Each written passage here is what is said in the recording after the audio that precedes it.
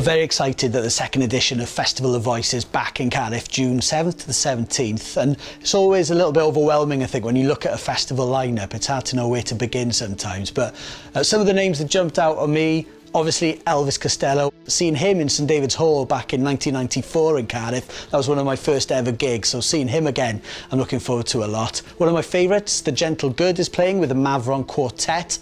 His albums have been absolutely incredible. He's a real treasure, Gareth Bonello, The Gentle Good, worth checking out. And also Rika Vikadottir are a 20 all-female piece hip-hop crew from Iceland who are feminists who sing and rap about issues that have affected them in their lives to date, and they are absolutely thrilling to watch as well. I've seen them playing is unlike anything I've ever seen before. We booked them straight away for a Maida Vale session when I saw them, so them coming to Cardiff is very exciting as well.